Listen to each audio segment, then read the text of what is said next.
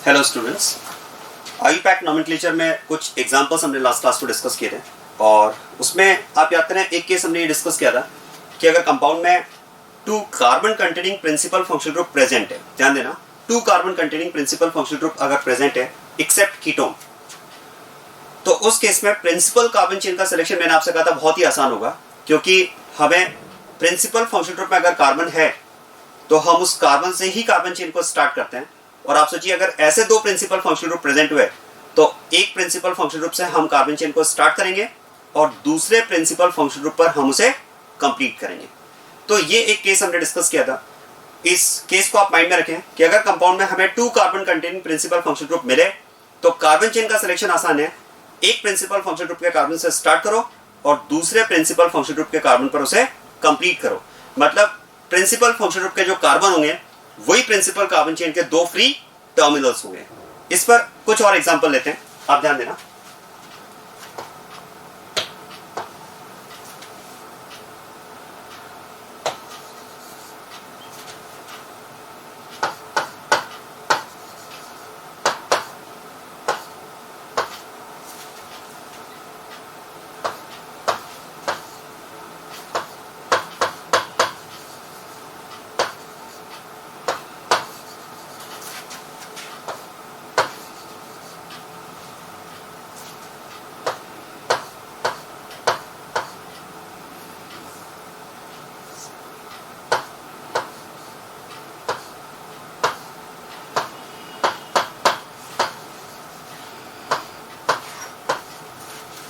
जैसा आप देखो ये कंपाउंड अगर हमारे पास है, अब इस कंपाउंड में अगर आपको इसका आईपैक नेम लिखना है तो जैसा कि मैंने आपसे कहा सबसे पहले हम प्रिंसिपल फंक्शनल ग्रुप का सिलेक्शन करेंगे। अब देखो इस कंपाउंड में अगर हम बात करें नंबर ऑफ फंक्शनल ग्रुप की तो NH2 ग्रुप अमाइन एक फंक्शनल ग्रुप प्रेजेंट है इसमें, CONH2 this functional group is called amide. तो इसमें ये अमाइड फंक्शनल ग्रुप प्रेजेंट है, ये भी अमाइड फंक्शनल ग्रुप प्रेजेंट है और ये एक इसमें फंक्शनल ग्रुप साइनेट प्रेजेंट है। अब आप देखो प्रिंसिपल फंक्शनल ग्रुप का अगर हमें सिलेक्शन करना है तो याद करें प्रिंसिपल फंक्शनल ग्रुप सिलेक्शन में अगर कंपाउंड में एक से ज्यादा फंक्शनल ग्रुप अगर हैं तो प्रिंसिपल फंक्शनल ग्रुप का सिलेक्शन हम फंक्शनल ग्रुप के प्रायोरिटी ऑर्डर के अकॉर्डिंग करते हैं। और अगर हम फंक्शनल ग्रुप में प्रायोरिटी ऑर्डर में इन फंक्शनल ग्रुप की अगर बात करें तो याद करें अमाइड उस प्रायोरिटी में नंबर 6 पोजीशन पर आता है, साइनेट की अगर बात की जाए तो ये नंबर 7 पर है और NH2 ग्रुप की अगर बात करें अमाइन तो ये आता है नंबर 13 पोजीशन पर। इसका मतलब इन 3 में अगर बात की जाए अमाइन, अमाइड और साइनेट में तो अमाइड कम्स फर्स्ट। इन 3 में amide comes first, so amide will be considered as principal functional group of the compound. So principal functional group of this compound is amide. और ध्यान देना अगर ऐसे 2 अमाइड फंक्शनल ग्रुप प्रेजेंट है, अगर ऐसे 2 अमाइड फंक्शनल ग्रुप प्रेजेंट है तो हमने क्या डिस्कस किया, दोनों ही अमाइड को हम प्रिंसिपल फंक्शनल ग्रुप मानते हुए प्रिंसिपल कार्बन चेन एक अमाइड से स्टार्ट करेंगे और दूसरे अमाइड पर इसे कंप्लीट करेंगे। क्योंकि देखो ये रूल हमने डिस्कस किया है कि अगर प्रिंसिपल फंक्शनल ग्रुप में कार्बन है तो हम इसके कार्बन को कवर करते हुए कार्बन चेन का सिलेक्शन करते हैं। In fact carbon of this principal functional group will be considered as one of the terminal of principal carbon chain. और अगर ऐसा एक और अमाइड प्रिंसिपल फंक्शनल ग्रुप के फॉर्म में प्रेजेंट है तो फिर तो उसके कार्बन को भी कवर करना होगा और उसके कार्बन को भी कवर करेंगे तो वो बनेगा कार्बन चेन का सेकंड टर्मिनल। इसका मतलब इस कंपाउंड की अगर हम बात करें तो इस कंपाउंड में हमारे पास प्रिंसिपल कार्बन चेन हमारे पास ये हो जाएगी। So this is about selection of principal functional group and principal carbon chain. अब बात करते हैं इसकी नंबरिंग की। आप ध्यान देना, देखो नंबरिंग की अगर बात की जाए तो सबसे पहले priority is given to principal functional group. मतलब उस टर्मिनल से आप नंबरिंग स्टार्ट करें जहां से प्रिंसिपल फंक्शनल ग्रुप नियर हो।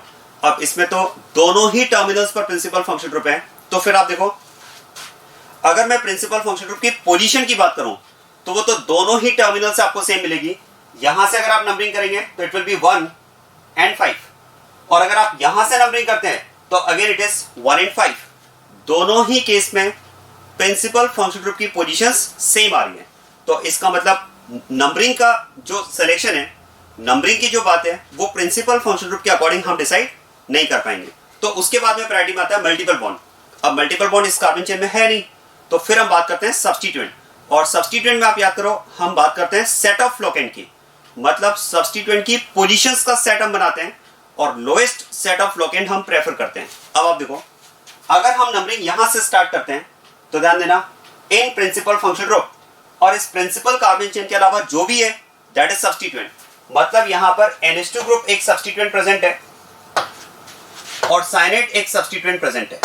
क्या बात समझ में आ रही है? अब आप देखो अगर मैं इन सब्स्टिट्यूएंट्स की पोजीशन की बात करता हूं यहां से नंबरिंग स्टार्ट करते हुए, तो सब्स्टिट्यूएंट की पोजीशन क्या आएगी 2 and 4, 1 2 3 4 5, तो इट इज 2 and 4, ये पोजीशन हमें मिलेगी सब्स्टिट्यूएंट की अगर यहां से नंबरिंग स्टार्ट की जाए तो।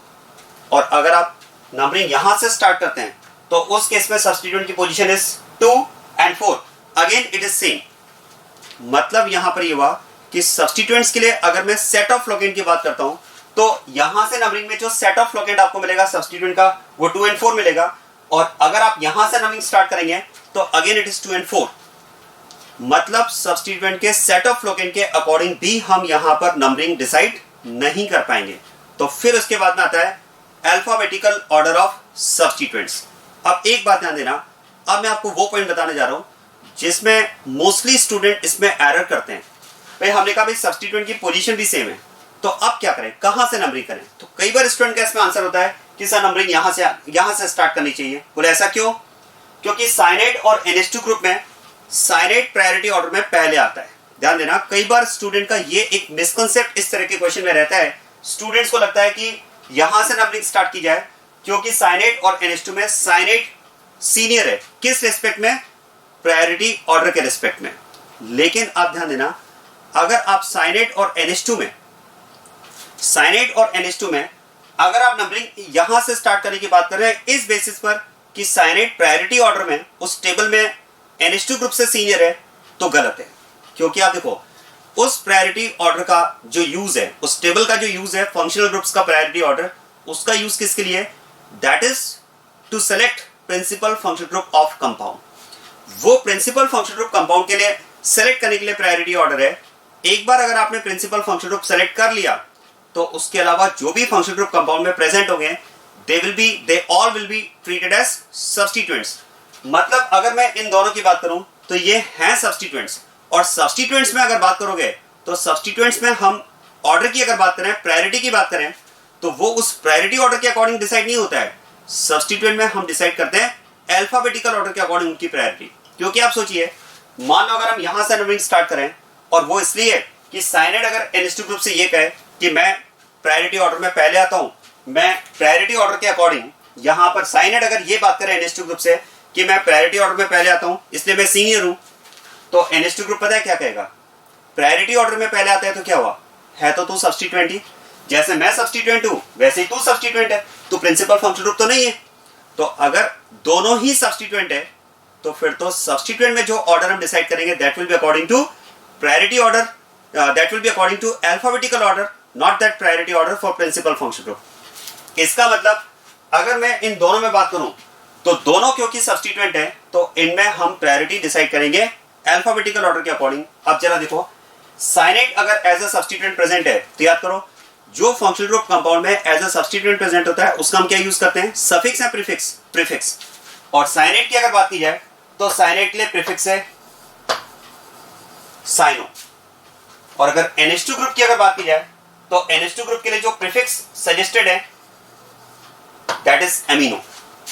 और इन दोनों में अगर बात की जाए तो amino is alphabetically senior then cyanate, और क्योंकि एमिनो अल्फाबेटिकली सीनियर है and this alphabetically senior substituent is nearer to this terminal, so numbering will be started from this terminal, इसलिए हम नंबरिंग इसमें यहां से स्टार्ट करेंगे। क्या बात समझ में आ रही है? और अब आप देखो दिस इज 1 2 3 4 and 5, ये यहां पर हमारे पास नंबरिंग की कंडीशन होगी, यहां से हमने नंबरिंग स्टार्ट की है। बस अब आपको आईयूपैक नेम लिखना है, और आईयूपैक नेम लिखने का फॉर्मेट वही रहेगा P2 P1 ELK S1 S2। बात करते हैं सबसे पहले P2 की। देखो what is P2? Names of substituents. और सब्स्टिट्यूएंट्स की अगर बात की जाए तो यहां पर दो सब्स्टिट्यूएंट्स हमारे पास हैं amino and cyano.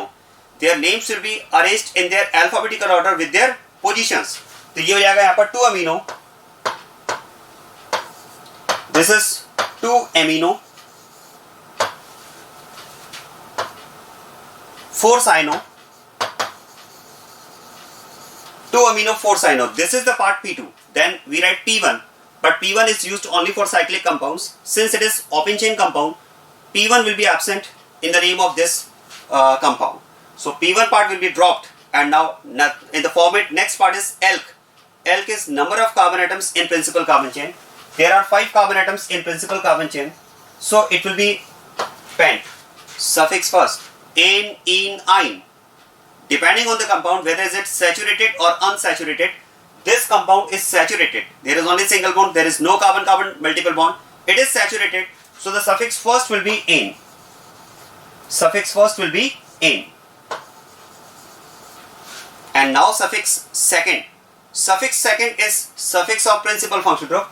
Amide is present as principal functional group of the compound and its suffix is amide. Amide functional group का suffix क्या होता है? Amide ही होता है. और क्योंकि यहाँ पर 2 amide present है, तो it will be pentane diamide. Pentane diamide. और एक बात मैं फिर से आपको क्लियर करना चाहूंगा, यहाँ पर हमने amide की पोजीशंस को स्पेसिफाई नहीं किया है.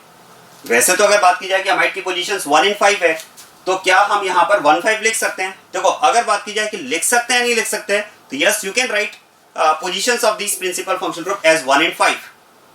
तो अगर आप यहाँ पर पेंटेन 1,5 डाइअमाइड लिखते हैं तो वो भी करेक्ट है, वो तो करेक्ट है ही.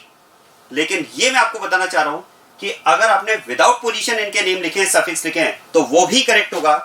क्योंकि आप सोचिए, पेंटेन डाइअमाइड, आप सुनना इस बात को, लॉजिकली सोचिए, पेंटेन डाइअमाइड में प्रिंसिपल कार्बन चेन में कितने कार्बन होने चाहिए? 5, क्योंकि पेंट दिया हुआ है. और डाइअमाइड मतलब amide is the principal functional group of the compound in this carbon chain. अब आप सोचिए, 5 कार्बन की चेन अगर है, तो इन 5 कार्बन की चेन में अमाइड की पोजीशंस क्या हो सकती है? अंडरस्टूड है, 1 in 5 ही हो सकती है, इन बिटवीन कुछ भी नहीं हो सकती, क्योंकि अमाइड कार्बन चेन के बीच में तो आएगा ही नहीं ना. क्योंकि amide carbon containing principal functional group है, और carbon containing principal functional group तो कार्बन चेन में टर्मिनल्स पर ही रहेगा ना. तो टर्मिनल्स पर रहेगा तो मतलब एक ये टर्मिनल, एक ये टर्मिनल, तो एक की पोजीशन 1 और एक की पोजीशन 5 होगी. तो क्योंकि वो पोजीशन इटसेल्फ क्लियर है, वो पोजीशन इटसेल्फ अंडरस्टेबल है, इसलिए हम अगर पोजीशन यहां पर नहीं भी लिखते हैं तो कोई प्रॉब्लम नहीं है, इट इज ऑल्सो करेक्ट. और अगर आप लिखेंगे तब भी कोई दिक्कत नहीं है. So this is IUPAC name of again the compound having 2 carbon containing principal functional group. और एग्जांपल देखते हैं इसमें.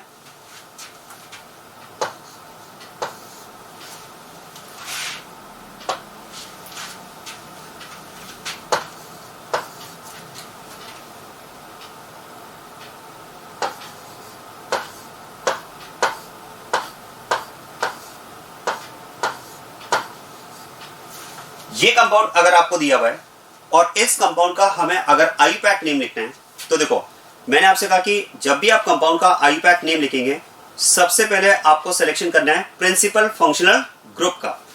अब जरा इसमें देखो, प्रिंसिपल फंक्शनल ग्रुप की अगर बात की जाए तो प्रिंसिपल फंक्शनल ग्रुप कौन सा प्रेजेंट है इसमें? आंसर है कार्बोक्सिलिक ग्रुप, COOH. क्योंकि आप याद करो, प्रायोरिटी टेबल में कार्बोक्सिलिक ग्रुप तो टॉप पर है ना, तो carboxylic group is the principal functional group of this compound. अच्छा, एक बात बताएं, अगर आपसे ये पूछा जाए कि इस कंपाउंड में number of principal functional group कितने हैं, भाई कार्बोक्सिलिक ग्रुप इस कंपाउंड का अगर प्रिंसिपल फंक्शनल ग्रुप है, तो क्वेश्चन है इसमें number of principal functional group कितने हैं? आंसर है 1. क्योंकि आप ध्यान देना, इसमें 2 कार्बोक्सिलिक ग्रुप नहीं है, समझना इस बात को, इसमें 2 कार्बोक्सिलिक ग्रुप नहीं है. COOH is one of the functional group present in the compound, and OH group, ध्यान देना, now the alone OH group is the second functional group of the compound. ध्यान देना, यहां पर 2 कार्बोक्सिलिक ग्रुप प्रेजेंट नहीं है. इस बात को समझना अच्छे से. जो मिस्टेक करते हैं स्टूडेंट, वो मैं आपको बता रहा हूं, क्योंकि IUPAC सिस्टम में रूल्स सभी बच्चों को पता होते हैं, मिस्टेक्स कहां पर होती है ये इंपॉर्टेंट है. तो आप ध्यान देना, इस कंपाउंड में अगर आप देखोगे तो इसमें 2 कार्बोक्सिलिक ग्रुप प्रेजेंट नहीं है. मैं आपको डिफरेंस समझाता हूं. अगर हम इसमें इस कंपाउंड की बात करते हैं,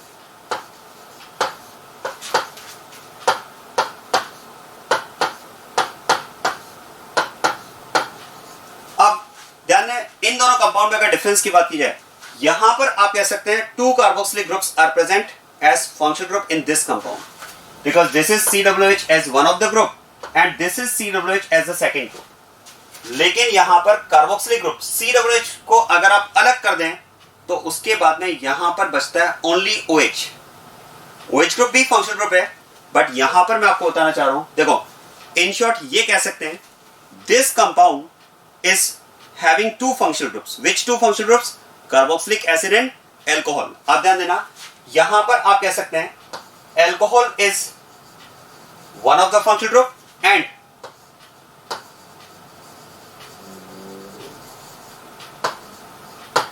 carboxylic acid is the second functional group. This compound is composed of two functional groups. One is alcohol, other is carboxylic group. जबकि आप देखो यहां पर अगर बात की जाए तो this is carboxylic acid group. Carboxylic acid को शॉर्ट में मैं Ca लिख रहा हूं and this is also carboxylic acid group. तो यहां पर हम बात कर सकते हैं दोनों ही carboxylic group हैं. This compound is composed of two carboxylic groups. अब जरा ध्यान देना, अब मैं फिर से उस पॉइंट पर आता हूं। अगर इस कंपाउंड में प्रिंसिपल फंक्शनल ग्रुप की बात की जाए तो अल्कोहल और कार्बोक्सिलिक ग्रुप में कार्बोक्सिलिक ग्रुप पोजीशन फर्स्ट पर आता है, जबकि अल्कोहल पोजीशन 11th पर आता है। तो आप कह सकते हैं carboxylic group is the principal functional group of this compound. इसका मतलब अगर कार्बोक्सिलिक ग्रुप इस कंपाउंड का प्रिंसिपल फंक्शनल ग्रुप है तो this alcohol group will be treated as a substituent, क्योंकि प्रिंसिपल फंक्शनल ग्रुप सिलेक्शन के बाद में उसके अलावा जो भी जूनियर फंक्शनल ग्रुप्स होंगे, मतलब प्रायोरिटी ऑर्डर में जो से नीचे वाले फंक्शनल ग्रुप होंगे, वो अगर कंपाउंड में प्रेजेंट है तो उनको हम क्या ट्रीट करेंगे? सब्स्टिट्यूएंट की तरह ट्रीट करेंगे। तो यहां पर principal functional group carboxylic group है और OH group is present as a substituent. और यहां पर अगर बात की जाए तो आप कह सकते हैं this compound is having only one type of functional group. इस कंपाउंड में एक ही तरह का फंक्शनल ग्रुप प्रेजेंट है। और क्या मैं कह सकता हूं, अगर कंपाउंड में एक ही तरह का फंक्शनल ग्रुप प्रेजेंट है तो हम उसी को प्रिंसिपल फंक्शनल ग्रुप मान लेंगे। मतलब आप कह सकते हैं carboxylic group is the principal functional group of compound. और जैसा कि हमने डिस्कस किया कि अगर ऐसा एक और कार्बोक्सिलिक ग्रुप प्रेजेंट है तो फिर उसको भी हम प्रिंसिपल फंक्शनल ग्रुप की तरह ट्रीट करेंगे। तो अब आप ये कह सकते हैं this compound is having one principal functional group while this compound is having two principal functional groups. ये बात समझ में आ गई? अब आप ध्यान देना, बात करते हैं कंपाउंड के आईयूपैक नेम की। तो देखो सीक्वेंस में सबसे पहले हम सिलेक्शन करते हैं प्रिंसिपल फंक्शनल ग्रुप का, राइट? अब आप याद करो प्रिंसिपल फंक्शनल ग्रुप सिलेक्शन के बाद में हम बात करते हैं selection of principal carbon chain. और जैसे कि हमने डिस्कस किया, अगर सेलेक्टेड प्रिंसिपल फंक्शनल ग्रुप में कार्बन प्रेजेंट है तो उसके कार्बन को कार्बन चेन का टर्मिनल मानते हुए आप लॉन्गेस्ट कार्बन चेन सेलेक्ट करेंगे। या ये कहा जा सकता है कि अगर प्रिंसिपल फंक्शनल ग्रुप में कार्बन प्रेजेंट है तो उसके कार्बन से हम कार्बन चेन स्टार्ट करेंगे। तो आप ध्यान देना, क्योंकि इस कार्बोक्सिलिक ग्रुप में प्रिंसिपल फंक्शनल ग्रुप में कार्बन प्रेजेंट है तो इसके कार्बन को मैं नंबर 1 मानते हुए, इसके कार्बन को कार्बन चेन का एक टर्मिनल मानते हुए मैं लॉन्गेस्ट कार्बन चेन को सिलेक्ट कर रहा हूं। तो ध्यान दें, इसके कार्बन को मैंने नंबर 1 कंसीडर किया है और यहां से अब मैं अगर कार्बन चेन का सिलेक्शन करता हूं तो see this carbon chain, there is no further carbon atom in this compound. और क्योंकि यहां पर फर्दर कार्बन प्रेजेंट नहीं है तो फिर तो हम कह सकते हैं this compound is having principal carbon chain that is composed of only one carbon. बिल्कुल ऐसा हो सकता है, प्रिंसिपल कार्बन चेन में एक कार्बन भी हो सकता है। इसका मतलब this is the first carbon of principal carbon chain and you can say this is the only carbon in principal carbon chain. यहां पर प्रिंसिपल कार्बन चेन में एक ही कार्बन प्रेजेंट है। और अगर मैं इस कंपाउंड की बात करूं, मैं दोनों को पैरेलल में डिस्कस कर रहा हूं ताकि आपको डिफरेंस एकदम बहुत अच्छे से समझ में आ जाएगा। अगर इस कंपाउंड में बात की जाए, यहां पर भी principal functional group carboxylic group है और जैसा कि हमने डिस्कस किया कि अगर प्रिंसिपल फंक्शनल ग्रुप में कार्बन प्रेजेंट है तो आप उसके कार्बन को कार्बन चेन का टर्मिनल मानते हुए कार्बन चेन का सिलेक्शन करो। और जरा याद करो, ऐसे अगर दो फंक्शनल ग्रुप हुए तो ध्यान देना कार्बन चेन एक से स्टार्ट करेंगे और दूसरे पर कंप्लीट करेंगे। तो यहां पर दोनों के कार्बन को कवर करते हुए मैंने कार्बन चेन का सिलेक्शन किया है। और आप कह सकते हैं इस कार्बन चेन के एक टर्मिनल पर एक कार्बोक्सिलिक ग्रुप प्रेजेंट है और दूसरे टर्मिनल पर दूसरा कार्बोक्सिलिक ग्रुप प्रेजेंट है। क्या बात समझ में आ गई? बस अब कंपाउंड का आईयूपैक नेम लिखना है। जरा ध्यान दो, इस कंपाउंड के अगर आईयूपैक नेम की बात की जाए तो सबसे पहले हम लिखते हैं सब्स्टिट्यूएंट का नेम। सब्स्टिट्यूएंट इज अल्कोहल और इसका प्रीफिक्स, देखो इसका प्रीफिक्स होता है हाइड्रोक्सी। इसके लिए प्रीफिक्स हो जाएगा हाइड्रोक्सी। तो इसका मतलब इस कंपाउंड का अगर नेम लिखा जाए तो ध्यान देना, अब सुनिए इस बात को। देखो ये हाइड्रोक्सिल ग्रुप जो है वो प्रिंसिपल कार्बन चेन की फर्स्ट पोजीशन पर है। तो देखो वैसे तो अगर आप चाहें तो लिख सकते हैं 1 हाइड्रोक्सी, लेकिन क्या मैं कह सकता हूं, अगर प्रिंसिपल कार्बन चेन में एक ही कार्बन है तो अंडरस्टूड है कि जो भी सब्स्टिट्यूएंट प्रेजेंट होगा उसकी पोजीशन डेफिनेटली 1 ही होगी। तो अगर विदाउट स्पेसिफाइंग पोजीशन हमें पोजीशन अपने आप ही क्लियर हो रही है, तो उस केस में आप कह सकते हैं there is no need to write position of that group. लिखेंगे तो गलत नहीं है, लेकिन यह आपको पता होना चाहिए कि अगर नहीं लिखा जाए तब भी ये नेम सही होगा। तो ध्यान देना। अब इसका नेम लिखते हैं, this is hydroxy. This is hydroxy, that is the name of this substituent. Prefix मैंने यूज किया है, और उसके बाद में हम लिखते हैं एल्क, क्योंकि P1 पार्ट तो एब्सेंट होगा, ओपन चेन कंपाउंड के लिए P1 पार्ट एब्सेंट रहेगा। फिर हम लिखते हैं elk, number of carbon atoms in principal carbon chain is 1, so it will be meth. Suffix first, ane, ene, ine. This compound is saturated compound since there is no carbon-carbon multiple bond. क्योंकि ये compound saturated है, तो यहां पर आ जाएगा इसमें ane, और अब आ जाएगा suffix 2. Suffix of this functional group is oic acid, तो जाएगा methanoic acid. तो इस compound का नेम फाइनली हमें मिल जाएगा hydroxy methanoic acid. This is hydroxy methanoic acid. That is the IUPAC name of this compound. क्या समझ में आया? अब जरा देखो इस कंपाउंड का IUPAC नेम लिखते हैं। फिर से हम बात करेंगे, नेम स्टार्ट करेंगे सब्स्टिट्यूएंट के साथ में। Now what is substituent present in this compound? Answer है there is no substituent in this compound since both the functional groups are present as principal functional group. इस कंपाउंड में कोई substituent present नहीं है। दोनों ही कार्बोक्सिलिक ग्रुप को हमने principal functional group की तरह ट्रीट किया है, क्योंकि दोनों के कार्बन्स को हमने कार्बन चेन में कवर कर लिया है। तो यहां पर सब्स्टिट्यूएंट नहीं है, मतलब इस कंपाउंड के नेम के लिए आप कह सकते हैं कि इसके नेम में P2 पार्ट एब्सेंट होगा, P1 भी एब्सेंट होगा, ओपन चेन कंपाउंड है। तो स्टार्ट करेंगे डायरेक्टली एल्क से। 2 carbon atoms in carbon chain, it will be eth. Suffix first, ane, ene, ine. This compound is also a saturated compound since there is no carbon-carbon multiple bond. Saturated compound है, तो जाएगा इस case में ane। और अब आप ध्यान देना, इसके बाद में यहां पर इसका सफिक्स प्रिंसिपल फंक्शनल ग्रुप का सफिक्स है ओइक एसिड, और क्योंकि इसमें 2 प्रिंसिपल फंक्शनल ग्रुप है तो इसे हम लिखेंगे डाई ओइक एसिड। ये यहां पर हो जाएगा डाई ओइक एसिड। तो ये तो जाएगा ethane di oic acid, and this is hydroxy methanoic acid. Name से भी समझ में आना चाहिए, di oic acid 2 principal functional group present है, ओइक एसिड एक ही प्रिंसिपल फंक्शनल ग्रुप प्रेजेंट है। अच्छा, एक बात और ध्यान देना यहां पर अगर आप देखेंगे तो जब मैंने इसमें इथेन डाइओइक एसिड लिखा तो आप ध्यान देना एन में मैंने ई को यहां पर रिटेन किया है, यहां पर मैंने एन के ई को रिटेन किया है, जबकि यहां पर अगर आप देखेंगे तो मैंने एन के ई को ड्रॉप कर दिया है।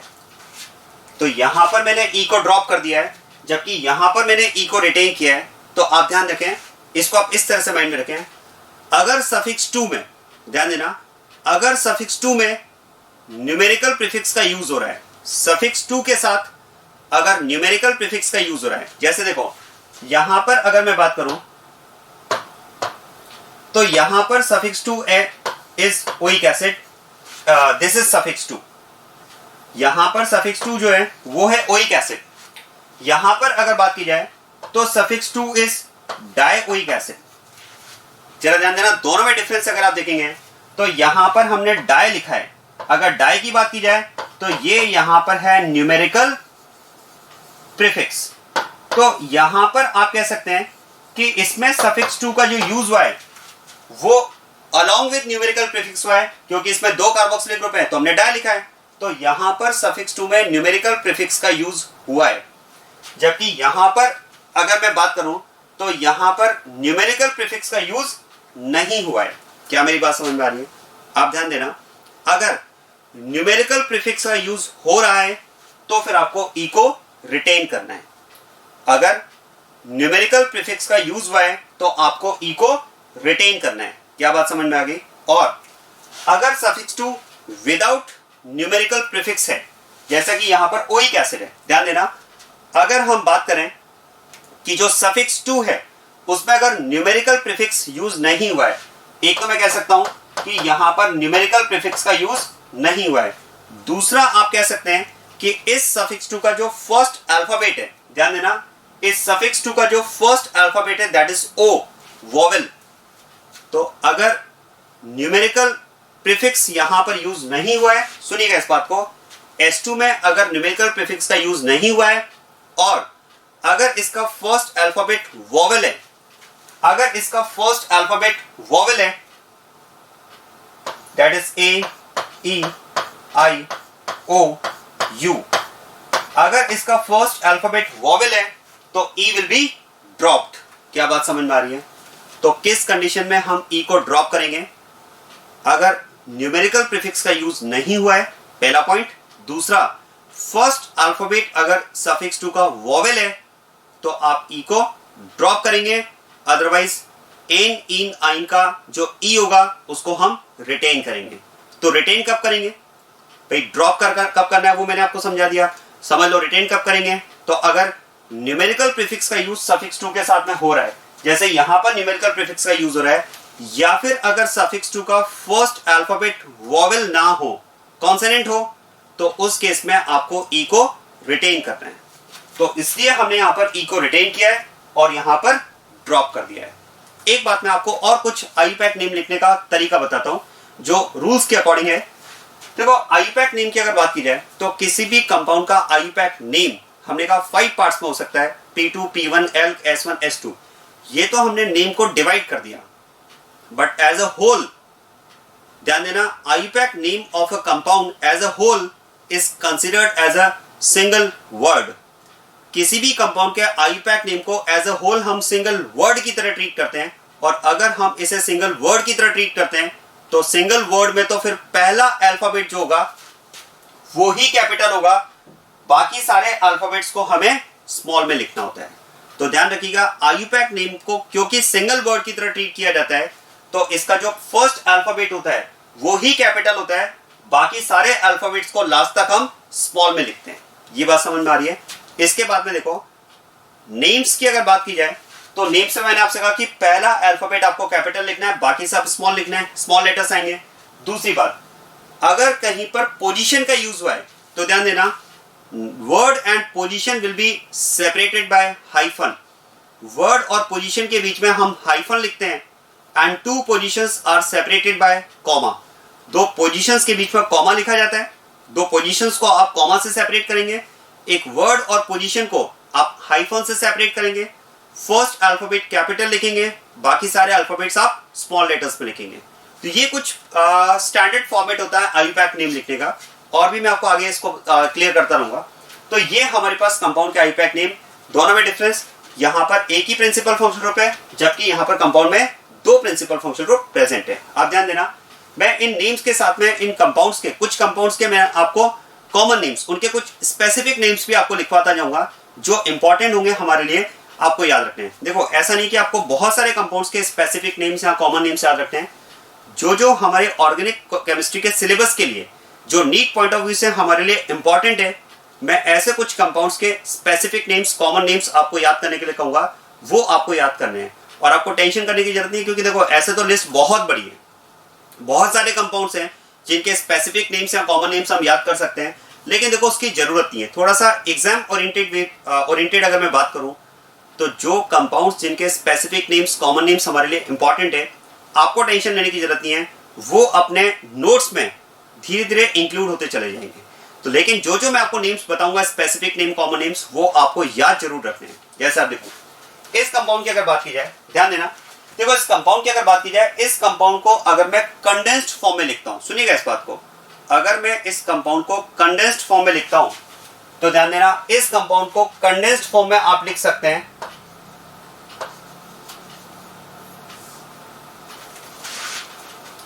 ध्यान देना इस कंपाउंड को अगर मैं कंडेंस्ड फॉर्म में लिखता हूं तो इसे आप कंडेंस्ड फॉर्म में लिख सकते हैं H2CO3। दिस इज H2CO3 और ये आपने पढ़ा होगा H2CO3 is known as carbonic acid. ध्यान दें, this H2CO3 is known as carbonic acid. इसका मतलब आप कह सकते हैं this compound is carbonic acid and IUPAC name of carbonic acid is hydroxymethylic acid. Very important.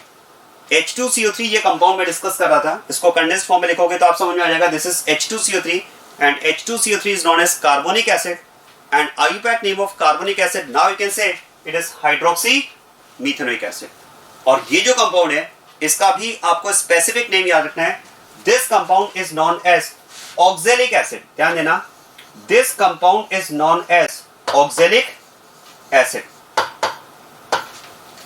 तो आप ये कह सकते हैं IUPAC name of oxalic acid is ethane dioic acid.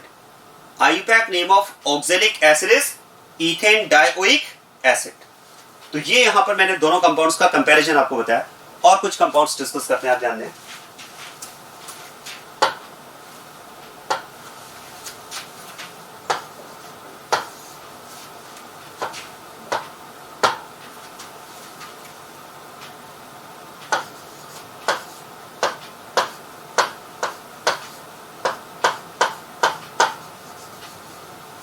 Next, अब आप ध्यान देना, नेक्स्ट कंपाउंड की अगर बात की जाए तो पहले तो आप मुझे इस कंपाउंड को देखकर ये बताएंगे कि इस कंपाउंड में फंक्शनल ग्रुप कौन कौन से प्रेजेंट है। How many functional groups are present in this compound and which functional groups are present in this compound.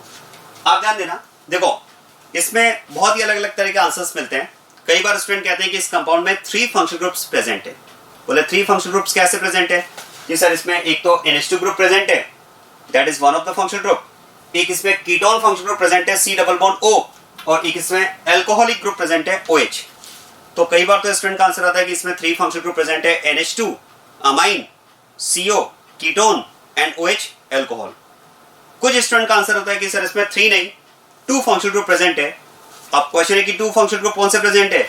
कि सर जब CO की बात करते हैं और CO के साथ में अगर NH2 ग्रुप होता है, जब CO के साथ में NH2 ग्रुप होता है तो ये तो बन जाता है अमाइड, ये फंक्शनल ग्रुप बन जाता है अमाइड। तो कई बार स्टूडेंट का आंसर होता है कि सर इसमें 2 फंक्शनल ग्रुप प्रेजेंट है। बोले 2 कौन से? कि एक तो अमाइड है और दूसरा इसमें एल्कोहल है। एक तो CONH2 अमाइड है और दूसरा इसमें OH ग्रुप एल्कोहल है। और ध्यान देना, कुछ स्टूडेंट का आंसर इसमें यह भी आता है कि सर इसमें फंक्शनल ग्रुप तो 2 ही हैं लेकिन वो अमाइड और एल्कोहल नहीं है। बोले फिर और कौन से हैं फिर वो? बोले सर वो एसिड और अमाइन है। अब जरा समझना, मैं आपको क्लियर करता हूं, ये भी एक पॉइंट ऑफ एरर है जहां पर स्टूडेंट्स यूजुअली एरर करते हैं जल्दीबाजी में।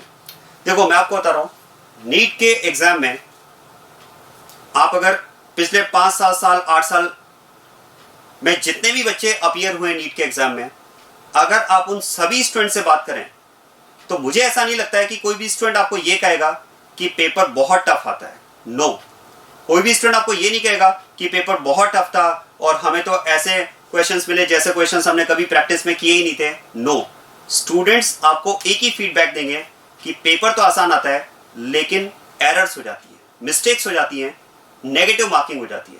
तो आप ध्यान रखें, नीट प्रिपरेशन में बहुत बहुत बहुत इंपॉर्टेंट है एक्यूरेसी। एक्यूरेसी का सबसे बड़ा की फैक्टर होगा आपके रैंक में, आपके सिलेक्शन में। इसलिए हमें क्वेश्चंस करते टाइम एक्यूरेसी पर बहुत काम करना है। इसीलिए हम पढ़ाते टाइम एक बात का जरूर ध्यान रखते हैं कि स्टूडेंट्स को कंसेप्ट देने के साथ साथ ये भी बताया जाए कि आप उस कंसेप्ट में कहां पर मिस्टेक कर सकते हैं। इसलिए इनको आप बहुत अच्छे से सुनिए। आपको हर क्लास में हर कंसेप्ट के साथ में मैं ये जरूर बताऊंगा कि आप मिस्टेक्स क्या क्या कर सकते हैं। और मैं आपको कह रहा हूं कि अगर आपने उन मिस्टेक से अपने आप को बचा लिया तो फिर ऑर्गेनिक केमिस्ट्री के हम सारे क्वेश्चन सही करके आएंगे, पक्का है। आप ध्यान दें, तो इस केस में अगर बात की जाए तो यहां पर मैंने आपसे कहा कि कुछ स्टूडेंट का आंसर तो इसमें 3 फंक्शनल ग्रुप का है। बोले एक अमाइन, एक कीटोन, एक NH2।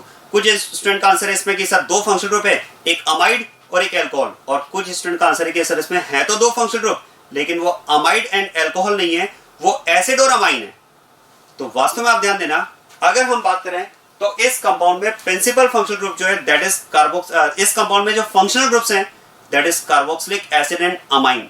अब होता क्या है, देखो सुनिए, देखो CO ग्रुप की अगर बात की जाए तो अगर CO ग्रुप के दोनों साइड में अल्काइल ग्रुप है, CO ग्रुप के अगर दोनों साइड में अल्काइल ग्रुप है तभी तो आप इसे कीटोन कहेंगे ना। उस केस में आप कह सकते हैं कि इट इज कीटोन। उस केस में आप कह सकते हैं इट इज कीटोन। लेकिन और देखो, अगर यहां पर H हुआ तो फिर ये बन जाएगा यहां पर एल्डिहाइड। उस केस में इसे फिर हम कहेंगे एल्डिहाइड। अब आप देखो, अगर मैं बात करूं कि यहां पर, अब आप देखो CO ग्रुप की अगर बात की जाए तो वास्तव में CO ग्रुप के यूज से बहुत सारे फंक्शनल ग्रुप्स हमारे पास बनते हैं। आप ध्यान देते जाएं। यहां पर अगर मैंने R ग्रुप की बात की है तो हमने कहा कीटोन होगा। अगर यहां पर मैं H की बात करता हूं तो उस केस में ये हो जाएगा एल्डिहाइड। और अगर मैं यहां पर OH ग्रुप की बात करता हूं तो उस केस में ये हो जाएगा कार्बोक्सिलिक एसिड। उस केस में ये क्या फंक्शनल ग्रुप बन जाएगा? Carboxylic acid. और ध्यान देना, अगर मैं यहां पर बात करता हूं OR की तो उस केस में ये बन जाएगा एस्टर। अगर हम बात करें यहां पर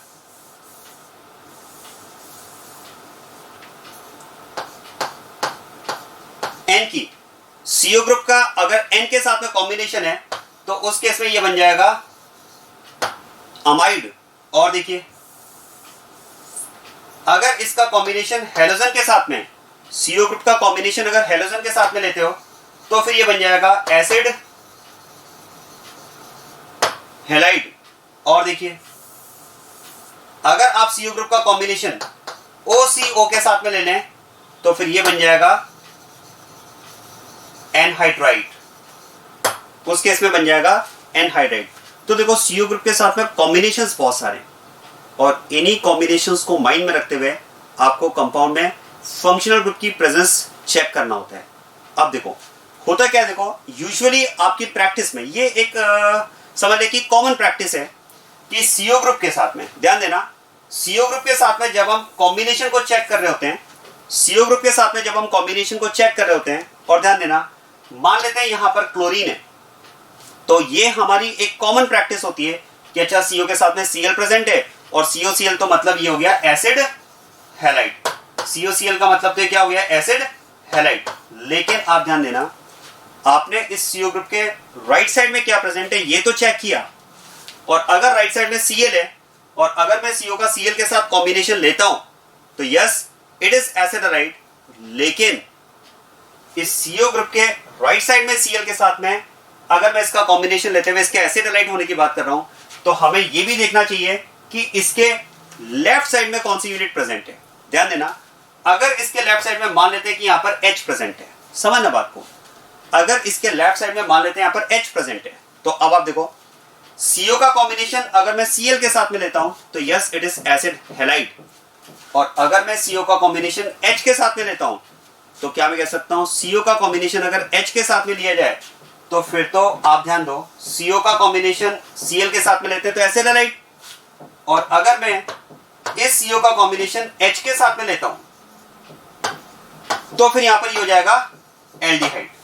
तो अब क्वेश्चन है कि CO का कॉम्बिनेशन Cl के साथ में लिया जाए या H के साथ में लिया जाए, और ऐसा कोई रूल तो है नहीं कि जो राइट में उसी के साथ कॉम्बिनेशन लोगे या जो लेफ्ट में उसी के साथ कॉम्बिनेशन लोगे।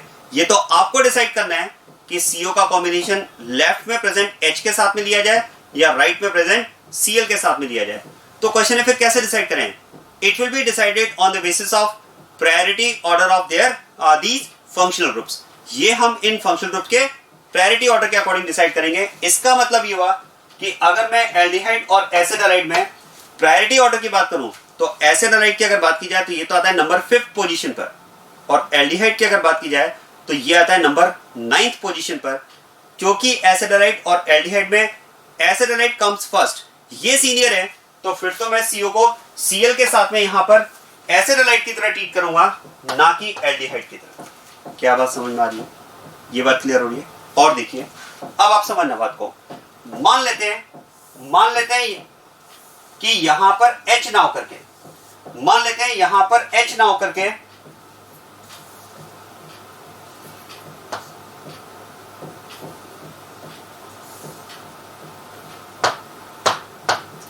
मान लेते हैं यहां पर H ना होकर के OH प्रेजेंट हो। तो अब जरा ध्यान देना, अगर यहां पर OH प्रेजेंट हुआ तो फिर तो अब इस केस में CO का अगर मैं Cl के साथ कॉम्बिनेशन लूंगा तो एसिड हैलाइड है, और अगर मैं CO का OH के साथ कॉम्बिनेशन लूंगा तो ये यहां पर हो जाएगा एसिड, कार्बोक्सिलिक एसिड। और अब अगर बात की जाए तो अब CO ग्रुप का कॉम्बिनेशन किसके साथ में लिया जाए? CO ग्रुप को OH के साथ कॉम्बिनेशन मानते हुए एसिड लिया जाए या CO ग्रुप को Cl के साथ कॉम्बिनेशन मानते हुए एसिड हैलाइड लिया जाए? Again it will be decided on the basis of their priority order, और प्रायोरिटी ऑर्डर में carboxylic acid comes first, COCl तो बहुत बाद में है। इसका मतलब अब इस बार ध्यान देना, इसका मतलब अब इस बार CO ग्रुप को, अब इस बार हम CO ग्रुप को, अब इस बार हम CO ग्रुप को Cl के साथ में नहीं, इस बार हम CO ग्रुप को OH ग्रुप के साथ में एसिड के फॉर्म में लेंगे। क्या बात समझ में आ रही है? इस बार हम CO ग्रुप को OH ग्रुप के साथ में एसिड के फॉर्म में लेंगे। And now in this case Cl alone, now in this case Cl alone will be treated as halide, it will be treated as halide, ना कि एसिड हैलाइड। अभी एसिड हैलाइड नहीं रहा। ये आप कह सकते हैं ये कंपाउंड। अच्छा बताओ क्या लगता है इस कंपाउंड में कौन कौन से फंक्शनल ग्रुप प्रेजेंट है? एसिड हैलाइड एंड एल्कोहल या फिर एसिड एंड हेलोजन? तो आंसर है एसिड एंड हेलोजन। इसका मतलब ये हुआ कि जब भी CO ग्रुप के साथ में आप कॉम्बिनेशन ले रहे हैं तो ये नहीं कि एक यूजुअल प्रैक्टिस में जो राइट साइड में प्रेजेंट है उसी के साथ उसका कॉम्बिनेशन मान करके आंसर दे दिया।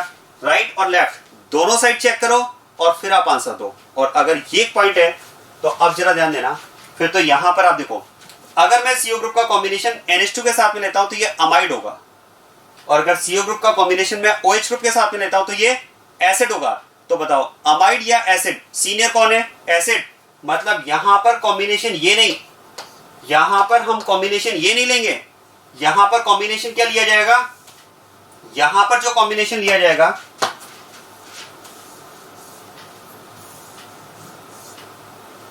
वो कॉम्बिनेशन हम लेंगे इसमें एसिड और NH2 का। क्या बात समझ में आ रही है? यहां पर जो कॉम्बिनेशन हम लेंगे वो किसका लेंगे? एसिड और NH2 का, ना कि अमाइड एंड OH। इसका मतलब आप कह सकते हैं this compound is composed of two types of functional groups. Which two functional groups? Carboxylic acid and amine. ये यहां पर फंक्शनल ग्रुप प्रेजेंट है।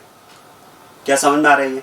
तो ये बहुत ही इंपॉर्टेंट पॉइंट है कि जब भी CO ग्रुप के साथ में कॉम्बिनेशन में कुछ दिया हुआ है तो राइट और लेफ्ट दोनों साइड के कॉम्बिनेशंस को चेक करते हुए आप फाइनली डिसाइड करोगे कि कंपाउंड में कौन सा फंक्शनल ग्रुप प्रेजेंट है। CO ग्रुप का कॉम्बिनेशन राइट के साथ में लेना है या लेफ्ट वाले ग्रुप के साथ में लेना है, ये हम डिसाइड करेंगे फंक्शनल ग्रुप के प्रायोरिटी ऑर्डर के अकॉर्डिंग। क्या बात समझ में आ रही है? चलिए अब आप देखो, मैं बात करता हूं इसमें इसी कंपाउंड की बात करते हैं, इसी कंपाउंड का IUPAC नेम डिस्कस करते हैं।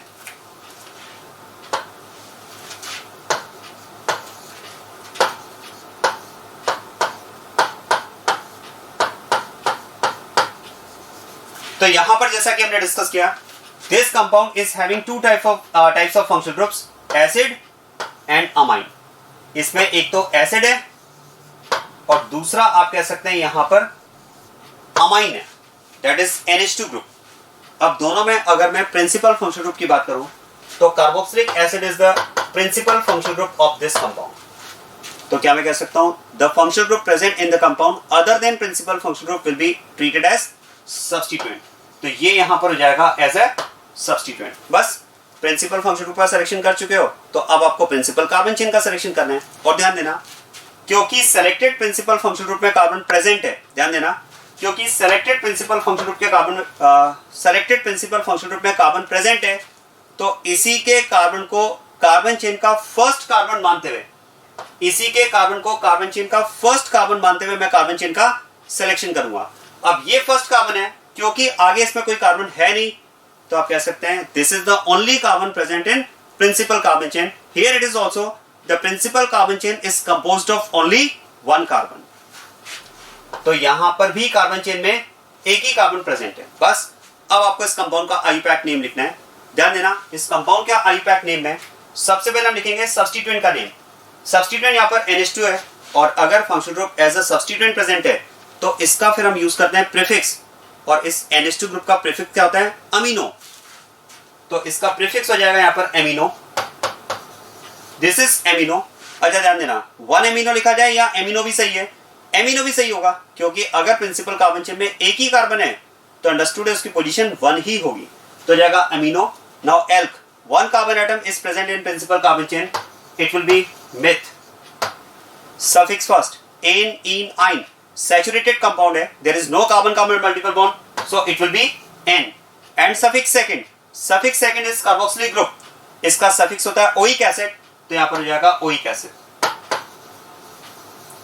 और फिर से आप ध्यान देना, क्योंकि सफिक्स सेकंड का फर्स्ट अल्फाबेट ओ वोवेल है, इसलिए मैंने यहां पर भी एन का ई ड्रॉप कर दिया है, तो it is amino methanoic acid. ध्यान देना, it is amino methanoic acid. ये यहां पर हमारे पास कंपाउंड हो जाएगा अमीनो मीथेनोइक एसिड. अब आप ध्यान देना, देखो इस अमीनो मीथेनोइक एसिड की अगर बात की जाए, इस अमीनो मीथेनोइक एसिड की अगर हम बात करें, तो this compound is also known as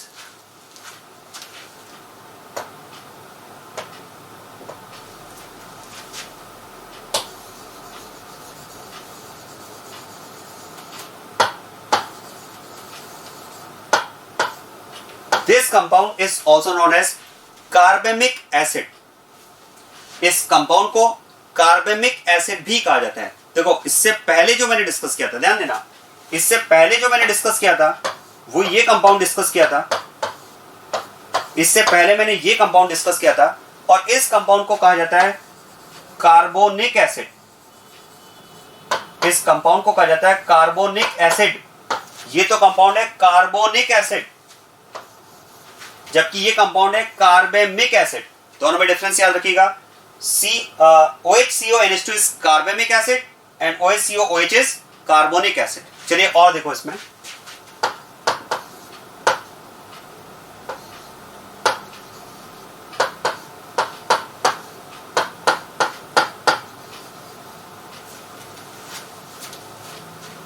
next compound हमने लिया है NH2CONH2. अच्छा बता सकते हैं इस कंपाउंड में फंक्शनल ग्रुप्स कितने प्रेजेंट हैं? आंसर है 2. कौन कौन से 2 फंक्शनल ग्रुप प्रेजेंट है? देखो CO ग्रुप का कॉम्बिनेशन जब N के साथ में होता है, तो CO ग्रुप अगर N के साथ कॉम्बिनेशन है तो उसको हम बोलते हैं अमाइड.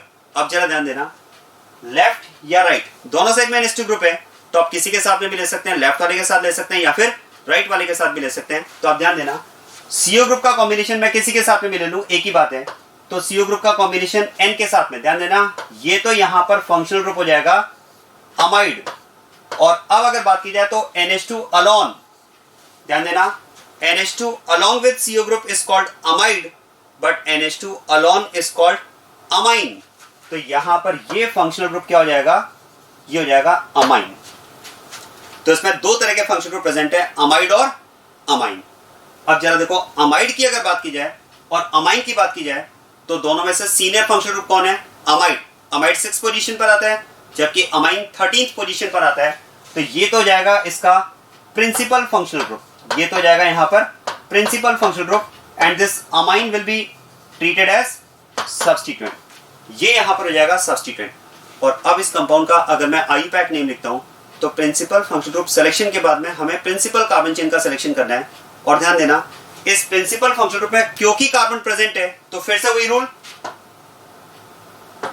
अगर प्रिंसिपल फंक्शनल ग्रुप में कार्बन प्रेजेंट है तो इसी के कार्बन को कार्बन चेन का फर्स्ट कार्बन मानते हुए हम लॉन्गेस्ट कार्बन चेन का सिलेक्शन करेंगे.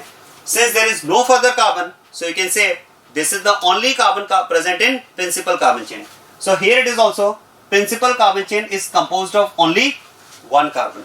एक ही कार्बन प्रिंसिपल कार्बन चेन में प्रेजेंट है. चलो अब इसका नेम लिखते हैं. सबसे पहले हम नेम लिखते हैं नेम ऑफ सब्स्टिट्यूएंट. देखो, name of substituent that is amine is present as a substituent, और जो functional group as a substituent present है उसका हम यूज करते हैं प्रीफिक्स, और इस अमाइन फंक्शनल ग्रुप का प्रीफिक्स होता है अमीनो.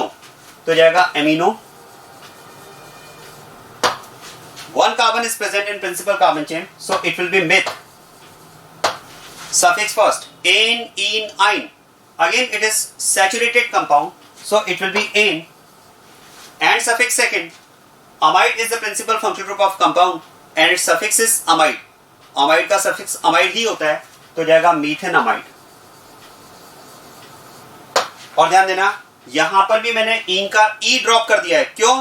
क्योंकि फिर से आप देखो, सफिक्स 2 का फर्स्ट अल्फाबेट यहां पर वोवेल है, तो यहां पर ई को ड्रॉप करते हुए हमने इसको लिखा अमीनो मीथेनामाइड। और अब आप ध्यान देना, अमीनो मीथेनामाइड की अगर बात की जाए तो this compound is also known as urea. यही तो होता है urea, first organic compound prepared in laboratory. तो ये कंपाउंड हमारे पास है यूरिया। और ध्यान देना, very very important, urea is also known as carbamide. Urea को कार्बामाइड भी कहा जाता है। ध्यान देना, urea is also known as carbamide. अब मैं आपको इसका लॉजिक समझाता हूं कि हमने यूरिया को कार्बामाइड क्यों कहा, जरा आप समझना। जैसे मान लो आपके पास कंपाउंड है एसिड, सुनना है इस बात को, अगर आपके पास कंपाउंड है एसिड CH3COOH, ध्यान देना, अगर ये कंपाउंड आपके पास है, अगर आपको कॉमन नेम का थोड़ा सा आइडिया हो तो आपने पढ़ा होगा इस कंपाउंड को कहा जाता है एसिटिक एसिड।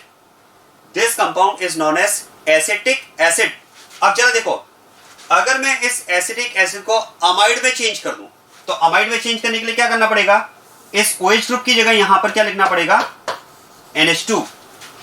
अगर मैंने OH ग्रुप की जगह यहां पर NH2 कर दिया तो अब ये बन गया अमाइड, और अब इसका नेम एसिटिक एसिड से चेंज होकर क्या हो जाएगा, एसिटामाइड। तो देखो, एसिटिक एसिड का अमाइड एसिटामाइड, एसिटिक एसिड का अमाइड एसिटामाइड। जरा देखो, ये कंपाउंड हमारे पास क्या है, कार्बेमिक एसिड। सुनना इस बात को, जरा इस कंपाउंड की अगर मैं बात करूं,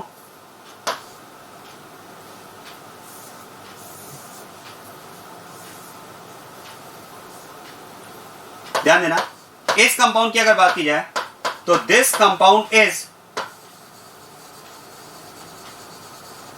कार्बेमिक एसिड। अभी हमने डिस्कस किया है, ये कंपाउंड हमारे पास है कार्बेमिक एसिड। ये रहा कंपाउंड, ये कंपाउंड हमारे पास है कार्बेमिक एसिड।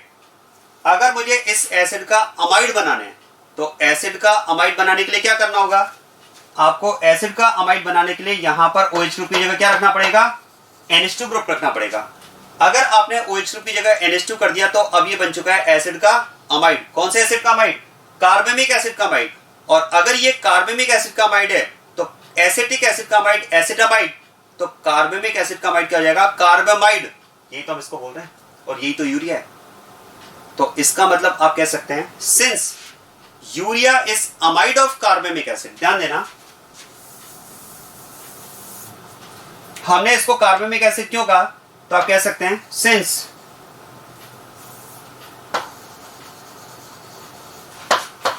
यूरिया इज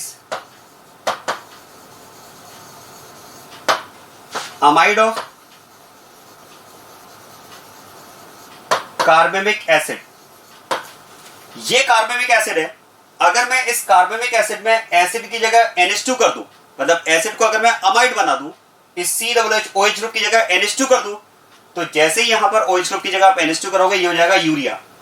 और ये अगर कार्बेमिक एसिड है तो फिर कार्बेमिक एसिड का जो अमाइड होगा उसको हम क्या बोल सकते हैं, कार्बामाइड। इसीलिए यूरिया को कार्बामाइड भी कहा जाता है। So this is about carbamide, urea, carbonic acid, carbamic acid. ये कुछ इंपॉर्टेंट स्पेसिफिक नेम्स हैं जो आपको याद होने चाहिए, और साथ में उनके आईयूपैक नेम्स भी हमने डिस्कस किए। और एग्जांपल डिस्कस करते हैं, चलिए।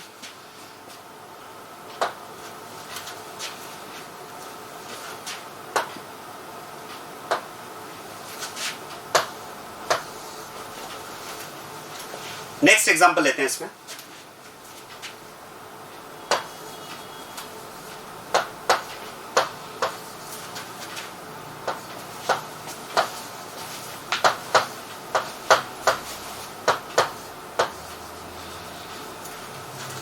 अब आप देखो, इस कंपाउंड में इस कंपाउंड का अगर हमें आईयूपैक नेम लिखना है तो जैसा कि हमने डिस्कस किया, सबसे पहले हमें प्रिंसिपल फंक्शनल ग्रुप का सिलेक्शन करना होता है।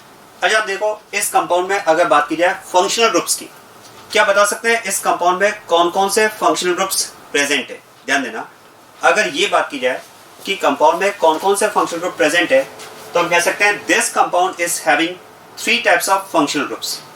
एक तो हैलाइड है इसमें, क्लोरीन। दूसरा carbon carbon double bond, because carbon carbon multiple bond is also counted as functional group. और थर्ड है इसमें COOR, दैट इज एस्टर। तो इस कंपाउंड में हम कह सकते हैं 3 तरह के फंक्शनल ग्रुप प्रेजेंट है। आप ध्यान देना, this compound is having 3 functional groups, COO that is ester,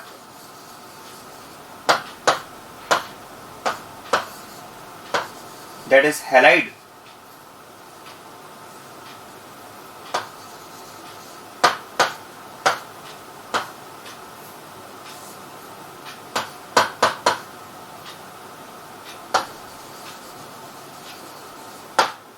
alkene. अब आप ध्यान देना, देखो इस कंपाउंड में फंक्शनल ग्रुप 3 है। अब अगर बात की जाए principal functional group of compound, तो क्या मैं कह सकता हूं halogen is always considered as a substituent. Halogen को तो हम हमेशा एज अ सब्स्टिट्यूएंट ट्रीट करते हैं। इसका मतलब आप कह सकते हैं ester present in the compound, this ester present in a compound will be treated as principal functional group of the compound. ये इस कंपाउंड का प्रिंसिपल फंक्शनल ग्रुप प्रेजेंट है, एस्टर। अब जरा ध्यान देना, देखो अब ये तो प्रिंसिपल फंक्शनल ग्रुप का सिलेक्शन हो चुका है। अगर बात की जाए selection of principal carbon chain, तो फिर से मैं वही रूल रिपीट करना चाहूंगा, सेलेक्टेड प्रिंसिपल फंक्शनल ग्रुप में अगर कार्बन प्रेजेंट है तो उसी के कार्बन को हम कार्बन चेन का फर्स्ट कार्बन मानते हुए लॉन्गेस्ट कार्बन चेन का सिलेक्शन करेंगे, because that carbon of principal functional group will be one of the terminal of principal carbon chain. In fact it will be first carbon of the principal carbon chain. तो ये carbon chain का first carbon यहां पर हो जाएगा, और अब यहां से हम लॉन्गेस्ट कार्बन चेन का सिलेक्शन करेंगे। तो ध्यान देना, प्रिंसिपल फंक्शनल ग्रुप को कवर करने के बाद में हमें कवर करना होता है मल्टीपल बॉन्ड, तो 2, 3 एंड 4। ये इस प्रिंसिपल कार्बन चेन में 4 कार्बन प्रेजेंट हो जाएंगे और उसकी नंबरिंग हो जाएगी। अब हमें लिखना है इस कंपाउंड का आईयूपैक नेम। जरा ध्यान देना, इस कंपाउंड का आईयूपैक नेम लिखते टाइम सबसे पहले जैसा कि हमने डिस्कस किया, हम लिखते हैं पार्ट P2। ध्यान देना, अगर मैं फॉर्मेट की बात करूं तो फॉर्मेट में सबसे पहले हमें लिखना होता है P2, फिर हम लिखते हैं P1, फिर हम लिखते हैं एल्क, उसके बाद में लिखा जाता है S1 और फिर लिखा जाता है S2। ये फॉर्मेट हम यूज करते हैं। तो सबसे पहले हम लिखते हैं सब्स्टिट्यूएंट का नेम। अब क्वेश्चन है कि इसमें सब्स्टिट्यूएंट कौन सा प्रेजेंट है। ध्यान देना, अगर बात की जाए इस कंपाउंड में सब्स्टिट्यूएंट कौन कौन से प्रेजेंट है, तो ध्यान देना this compound is having 2 substituents. ध्यान देना, this compound is having 2 substituents. Which 2 substituents? Chlorine is one of the substituent. Chlorine is one of the substituent of the compound, and this methyl group attached with oxygen will also be considered as a substituent. आप ध्यान देना, यहां पर अगर आप ध्यान दें तो देखो COOR ये होता है फंक्शनल ग्रुप एस्टर। देखो ये हमारे पास फंक्शनल ग्रुप होता है एस्टर, और अगर ये कंपाउंड का प्रिंसिपल फंक्शनल ग्रुप है, ध्यान दीजिएगा, अगर ये कंपाउंड का प्रिंसिपल फंक्शनल ग्रुप है तो कंपाउंड का जो प्रिंसिपल फंक्शनल ग्रुप होता है उसका सफिक्स हम यूज करते हैं S2 के फॉर्म में। और एस्टर अगर प्रिंसिपल फंक्शनल ग्रुप है तो एस्टर का सजेस्टेड सफिक्स होता है O8। इसका जो सफिक्स सजेस्टेड है दैट इज O8। अब आप सोचिए, अगर मैं O8 की बात करूं तो O8 में तो केवल COO ही इंक्लूडेड है। ये मिथाइल ग्रुप, ध्यान देना, ये मिथाइल ग्रुप जो है वो इस O8 में इंक्लूडेड नहीं है। अगर हम बात करें O8 की तो O8 में केवल COO ही इंक्लूडेड है। ये अगर मैं बात करूं तो O8 है, इसमें CH3 ग्रुप इंक्लूडेड नहीं है। वास्तव में अगर बात की जाए तो ध्यान देना, अगर हम बात करें इस R ग्रुप की तो ये जो R ग्रुप यहां पर है, इनको हटा देता हूं मैं। यहां पर अगर बात की जाए O8 की तो COO ये तो है यहां पर O8, और ये जो R ग्रुप है इस R ग्रुप को हम कंसिडर करते हैं सब्स्टिट्यूएंट और इसे लिखा जाता है अल्काइल। ध्यान देना, in case of ester the alkyl group attached with oxygen, the R group attached with oxygen is considered as a substituent and that is written as alkyl. इसी बेसिस पर मैंने आपसे कहा कि यहां पर अगर बात की जाए तो ये जो CH3 ग्रुप है ये यहां पर मिथाइल ग्रुप है, और इस मिथाइल ग्रुप को भी हम एक सब्स्टिट्यूएंट की तरह ही ट्रीट करेंगे। तो जो प्रिंसिपल फंक्शनल ग्रुप है यहां पर एस्टर, उस एस्टर का जब आप सफिक्स यूज करते हैं ओएट, तो समझ में आ रहा है ये ओएट किस पार्ट को कवर करता है? ये ओएट कवर करता है COO पार्ट को, मिथाइल ग्रुप को कवर नहीं करता है। ये ध्यान देना, ये जो ओएट है ये ओएट किस पार्ट को कवर करता है? COO पार्ट को कवर करता है। It does not cover this R group. आपको R ग्रुप को लिखना है तो उसको हमें अलग से लिखना होगा and that will be written as alkyl. और इसलिए हम बात करते हैं कि यहां पर एस्टर में ऑक्सीजन से अटैच जो ग्रुप है that will also be considered as a substituent. और इसीलिए मैंने आपसे कहा कि यहां पर कंपाउंड में दो सब्स्टिट्यूएंट्स प्रेजेंट है, chlorine as a substituent and methyl group as a substituent. तो ध्यान दीजिएगा, यहां पर दो ग्रुप्स हमारे पास सब्स्टिट्यूएंट के फॉर्म में प्रेजेंट है इस कंपाउंड के लिए, क्लोरीन एंड मिथाइल। अब हमने कहा भाई जो सब्स्टिट्यूएंट्स है उनको हम अल्फाबेटिकल ऑर्डर में अरेंज करेंगे विद देयर पोजीशंस। उनको हम अल्फाबेटिकल ऑर्डर में अरेंज करेंगे विद देयर पोजीशंस। तो देखो, chlorine will be written as chloro and CH3 group will be written as methyl. क्या मैं बात कर सकता हूं इस क्लोरो और मिथाइल में? अगर क्लोरो और मिथाइल को अल्फाबेटिकल ऑर्डर में अरेंज किया जाए तो chloro will be written first. और क्योंकि अगर आप क्लोरो अल्फाबेटिकली सीनियर है और उसको अगर आप पहले लिखेंगे तो ध्यान देना क्लोरो की पोजीशन तो हो जाएगी 3, तो ये तो हो जाएगा यहां पर 3 क्लोरो, ये तो यहां पर हो जाएगा 3 क्लोरो। और अब आपको लिखना है मिथाइल। क्वेश्चन है मिथाइल ग्रुप को कैसे लिखें? क्या हम यहां पर मिथाइल ग्रुप को लिखने वाले हैं 1 मिथाइल? क्या हम यहां पर मिथाइल ग्रुप को 1 मिथाइल लिखेंगे? तो आंसर है 1 मिथाइल तो हम इसे नहीं लिख सकते। ध्यान देना, इसे हम 1 मिथाइल तो नहीं लिख सकते। क्यों नहीं लिख सकते? क्योंकि क्या ये methyl group principal carbon chain के फर्स्ट कार्बन से डायरेक्टली बॉन्डेड है क्या? नो। आप ध्यान देना, ये methyl group principal carbon chain से डायरेक्टली बॉन्डेड तो है ही नहीं। और क्योंकि ये प्रिंसिपल कार्बन चेन के कार्बन से डायरेक्टली बॉन्डेड नहीं है तो क्वेश्चन है फिर अब इसको कैसे लिखा जाए? इसकी पोजीशन फिर 1 कैसे स्पेसिफाई कर सकते हैं? 1 तो नहीं कर सकते। तो अब पॉइंट ये आता है कि ये मिथाइल ग्रुप तो कार्बन से डायरेक्टली बॉन्डेड नहीं है, लेकिन ये OCH3 तो कार्बन से बॉन्डेड है। तो बिल्कुल सही बात है, OCH3 तो कार्बन से बॉन्डेड है। तो क्वेश्चन है हम केवल मिथाइल को ना लिख करके हम ये लिख दें इस O के साथ में इंक्लूड करते हुए। ध्यान देना, अगर बात की जाए CH3 ग्रुप की तो CH3 ग्रुप को तो हम कहते हैं मिथाइल, लेकिन CH3 group along with O is called methoxy. ध्यान देना, CH3 group along with O is called methoxy. तो क्वेश्चन है हम इसको 1 मिथाइल ना लिखें, क्या हम इसको 1 मिथॉक्सी लिख दें क्या? एक बात समझना, अगर आपने यहां पर 1 मिथाइल की जगह इसको 1 मिथॉक्सी लिख दिया तो इसका मतलब तो आपने OCH3 को सब्स्टिट्यूएंट मान लिया। अगर OCH3 को सब्स्टिट्यूएंट मान लिया तो OCH3 के बाद में बचा यहां पर CO। आप ध्यान देना, अगर मैंने यहां पर इस OCH3 को, ध्यान दे समझना इस बात को, ओनली CH3 को सब्स्टिट्यूएंट मानूंगा तब तो मुझे मिथाइल लिखना पड़ेगा। और अगर मैं OCH3 को सब्स्टिट्यूएंट मान लेता हूं और इसे अगर मैं लिख देता हूं मिथॉक्सी, अगर मैं इसको सब्स्टिट्यूएंट मानते हुए लिख देता हूं मिथॉक्सी, तो मेरे पास तो बचेगा CO। और अगर मेरे पास CO बचा तो CO तो फिर हो जाएगा कीटोन।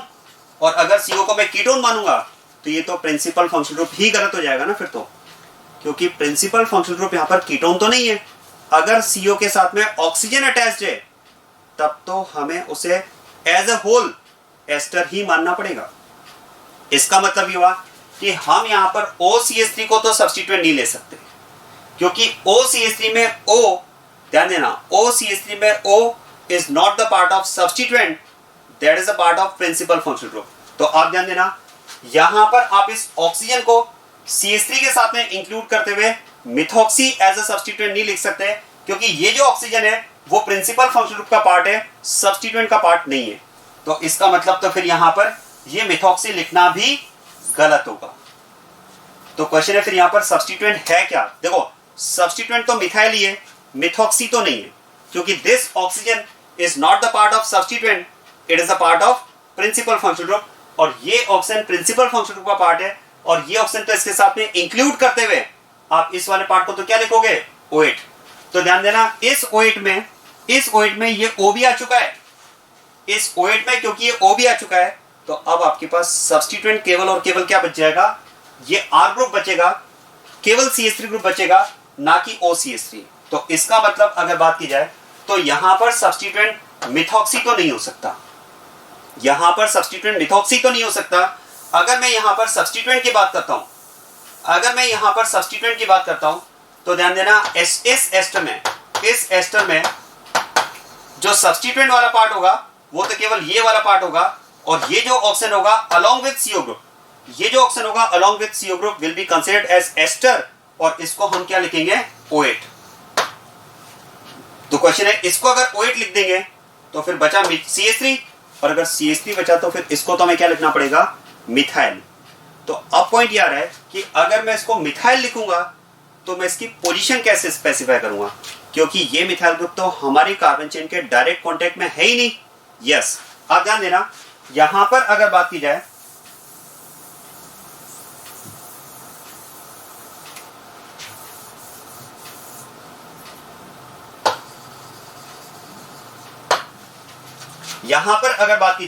तो ये methyl group as a substituent हमारे कार्बन चेन के कांटेक्ट में नहीं है। इनफैक्ट अब मैं आपको ये बताना चाह रहा हूं कि कंपाउंड में हमारे पास दो तरह के सब्स्टिट्यूएंट्स हो सकते हैं, substituent in the carbon chain and substituent outside the carbon chain. ध्यान देना, substituent in the carbon chain and substituent outside the carbon chain.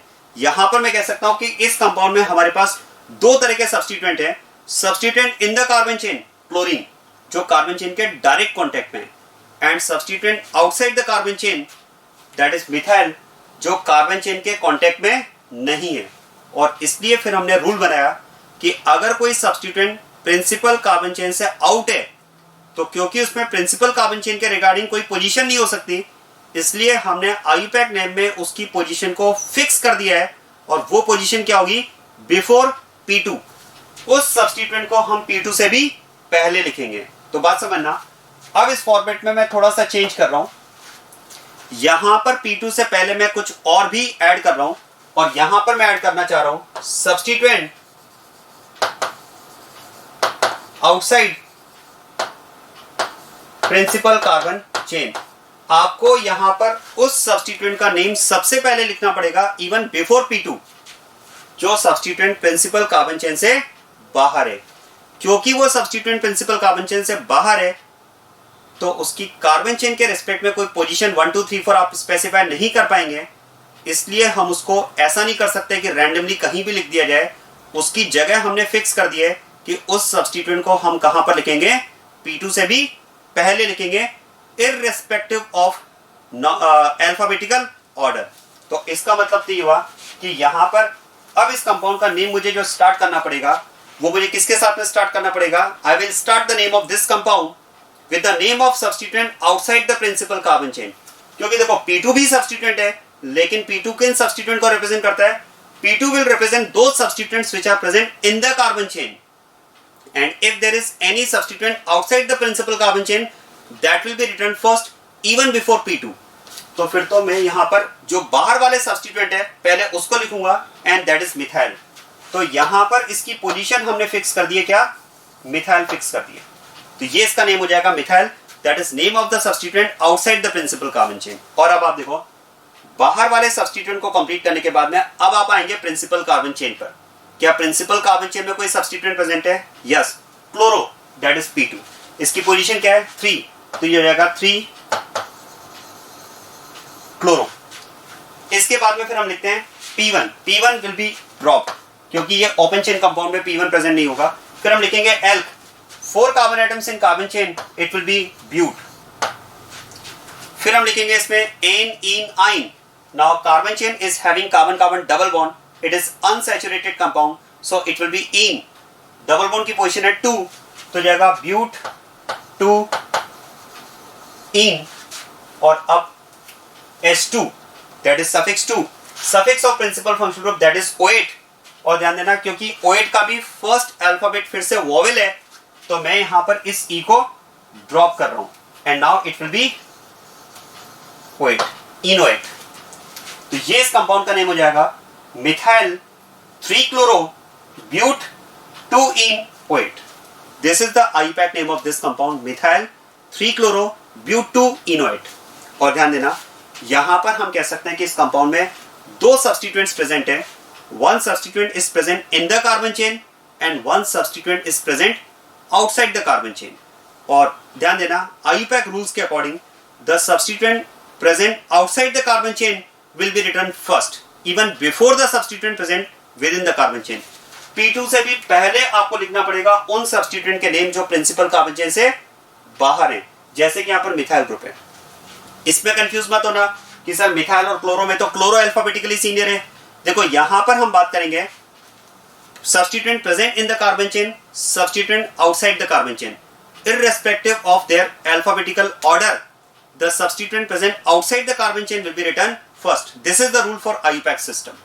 जो substituent principal carbon chain से बाहर है, हमें पहले उसका नाम लिखना पड़ेगा irrespective of alphabetical order. हाँ, जो अंदर प्रेजेंट है उनमें आपस में अल्फाबेटिकल ऑर्डर आप डिसाइड कर सकते हैं, और बाहर भी अगर ऐसा कोई केस आगे आएंगे, अगर बाहर एक से ज्यादा सब्स्टिट्यूएंट प्रेजेंट है तो उनको आप अल्फाबेटिकल ऑर्डर में अरेंज कर सकते हो, लेकिन अंदर और बाहर में पहले बाहर वालों को लिखेंगे, बाद में अंदर वालों को लिखेंगे। ये बात समझ में आ गई? तो इसका मतलब तो फिर एक पॉइंट ये आता है, अब आप समझना, इसका मतलब तो ये आता है कि एस्टर में क्या मैं कह सकता हूं, एस्टर में तो हमेशा एक सब्स्टिट्यूएंट ऐसा होगा जो प्रिंसिपल कार्बन चेन से बाहर होगा। कौन सा?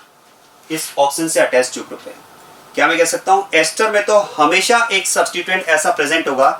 In case of ester, always there is a substituent which is present outside the principal carbon chain. समझ में आ रहा है कौन सा? The substituent attached with oxygen. तो बिल्कुल सही बात है, एस्टर में हमेशा एक ऐसा सब्स्टिट्यूएंट होगा जो प्रिंसिपल कार्बन चेन से बाहर होगा। कौन सा? जो फंक्शनल ग्रुप के ऑक्सीजन से अटैच्ड होगा। तो फिर तो हम कह सकते हैं कि इसका मतलब एस्टर का नाम तो हमेशा हम उस ग्रुप के नाम से स्टार्ट करेंगे जो ऑक्सीजन से अटैच्ड होगा। तो ये एक रूल बना सकते हैं, if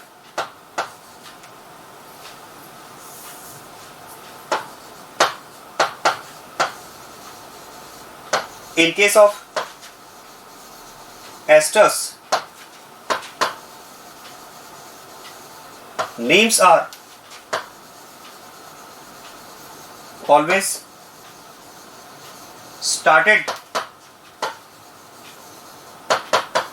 with the name of that group which is attached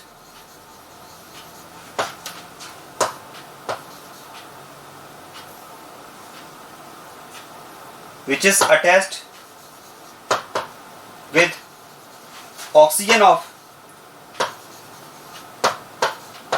the functional group ester। इसका मतलब हम कह सकते हैं, देखो, in case of esters, name of compound will always be started with the name of group attached with the functional group attached with the oxygen of functional group ester, क्योंकि ये वो ग्रुप है जिसे आप कह सकते हैं substituent outside the principal carbon chain. So in case of ester, names are always started with the name of that group which is attached with the oxygen of the functional group ester, क्योंकि ये कौन सा substituent है? क्या मैं कह सकता हूँ, ये जो ग्रुप है, जिस ग्रुप की हम बात कर रहे हैं, वो ये वाला ग्रुप है, ऑक्सीजन से अटैच्ड ग्रुप। और क्या मैं कह सकता हूं, ये कौन सा सब्स्टिट्यूएंट है? This is substituent outside the principal carbon chain. क्या मैं कह सकता हूं, ये हमारे पास एक ऐसा सब्स्टिट्यूएंट है जो प्रिंसिपल कार्बन चेन से आउट है, क्योंकि प्रिंसिपल कार्बन चेन तो प्रिंसिपल फंक्शनल ग्रुप के कार्बन से स्टार्ट होगी, वो तो यहां से स्टार्ट हो रही है, और ये functional group principal carbon chain से बाहर है। और अगर ये सब्स्टिट्यूएंट प्रिंसिपल कार्बन चेन से बाहर है, तो जो सब्स्टिट्यूएंट प्रिंसिपल कार्बन चेन से बाहर होगा उसको तो हमें P2 से भी पहले लिखना पड़ेगा, मतलब IUPAC नेम उसी सब्स्टिट्यूएंट से स्टार्ट होगा।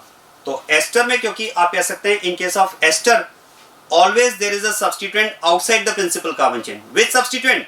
The substituent attached with oxygen of the functional group ester. Since there is always a substituent outside the principal carbon chain, so name of esters will always be started with that group जो principal carbon chain से बाहर as a substituent present है, जो इसके oxygen से attached है। इसलिए आप ध्यान रखें, एस्टर अगर कंपाउंड में प्रिंसिपल फंक्शनल ग्रुप के फॉर्म में प्रेजेंट हो, एस्टर अगर कंपाउंड में as a principal functional group present हो, तो एस्टर के नेम में आप सबसे पहले उस ग्रुप का नेम लिखो, IUPAC नेम में सबसे पहले उस ग्रुप का नेम लिखो जो प्रिंसिपल फंक्शनल ग्रुप एस्टर की ऑक्सीजन से अटैच्ड हो। ध्यान देना, ऑक्सीजन से अटैच्ड ग्रुप का नेम लिखना है methyl, not including oxygen, oxygen को सब्स्टिट्यूट में इंक्लूड मत कर लेना, this oxygen is a part of ester, वो तो OH में आ जाएगा। तो ऑक्सीजन से अटैच्ड ग्रुप का नाम लिखना है, नॉट इंक्लूडिंग ऑक्सीजन। इससे attached group is methyl, not including oxygen, oxygen को इंक्लूड करोगे तो मिथॉक्सी, वो गलत हो जाएगा। ऑक्सीजन से attached group that is methyl. So this is about how to write IUPAC names of esters. और देखो आप इसमें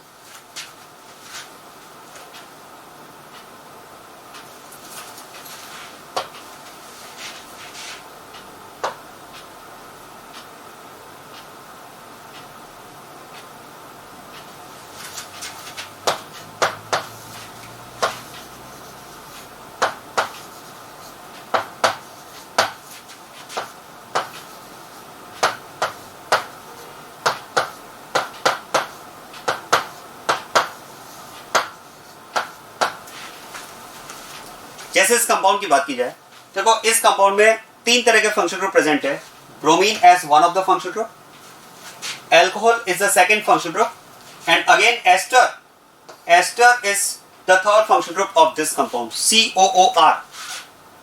तो यहां पर 3 तरह के फंक्शनल ग्रुप है, हेलोजन, एल्कोहल और एस्टर। और इनमें अगर बात की जाए प्रिंसिपल फंक्शनल ग्रुप की, तो देखो bromine is always considered as a substituent. Alcohol और एस्टर में अगर बात की जाए तो एल्कोहल और एस्टर में ester comes first, priority order में एस्टर पहले आता है, नंबर 4 पोजीशन पर है। So ester will be considered as principal functional group of the compound and this OH group will be treated as a substituent. ये तो बात होगी selection of principal functional group की। और फिर से आप देखो, if the selected principal functional group is having carbon, its carbon will be the first carbon of principal carbon chain. तो फिर तो इसके कार्बन को कार्बन चेन का पहला कार्बन मानते हुए हम लॉन्गेस्ट कार्बन चेन का सिलेक्शन करेंगे। और अब अगर मैं फर्दर बात करूं तो ये इससे अटैच्ड कार्बन नंबर 2, ये नंबर 3 और ये नंबर 4, तो ये यहां पर हमारे पास प्रिंसिपल कार्बन चेन हो जाएगी। This is principal carbon chain of compound. अब अगर आपसे पूछा जाए how many substituents are present in this compound, बोलो क्या आंसर आएगा, 2 या 3? आंसर है 3। समझ में आ रहा 3 कौन से? Bromine is one of the substituent, alcohol is the second substituent, और अभी हमने डिस्कस किया in case of ester the group attached with oxygen will also be considered as a substituent. ये भी तो सब्स्टिट्यूएंट होगा यहां पर। तो देखो यहां पर हम बात कर सकते हैं इस कंपाउंड में 3 सब्स्टिट्यूएंट प्रेजेंट है, ब्रोमीन, एल्कोहल और इथाइल ग्रुप। और अब क्योंकि सब्स्टिट्यूएंट में अगर बात की जाए तो क्या मैं कह सकता हूं यहां पर भी 2 सब्स्टिट्यूएंट तो ऐसे हैं जो कार्बन चेन में प्रेजेंट है, ब्रोमीन और एल्कोहल, और एक सब्स्टिट्यूएंट ऐसा है जो कार्बन चेन के बाहर है, outside the principal carbon chain. कौन सा? इथाइल। और अभी मैंने आपको बताया in case of names of compounds, if there is any substituent outside the principal carbon chain, name of that substituent will be written first irrespective of their alphabetical order. तो पहले बाहर वाले सब्स्टिट्यूएंट को कंप्लीट करो। बाहर वाला substituent यहां पर इथाइल है, तो सबसे पहले तो हम लिखेंगे यहां पर इथाइल, और आउटसाइड वाले सब्स्टिट्यूएंट को कंप्लीट करके अब आप मेन कार्बन चेन पर आओ। और मेन कार्बन चेन में 2 सब्स्टिट्यूएंट है, दिस इज ब्रोमो, और अगर alcohol as a substituent present है तो इसका प्रीफिक्स हम क्या लिखते हैं? हाइड्रोक्सी। ब्रोमो एंड हाइड्रोक्सी दोनों को अल्फाबेटिकल ऑर्डर में अरेंज करेंगे तो ये हो जाएगा यहां पर 3 ब्रोमो 2 हाइड्रोक्सी,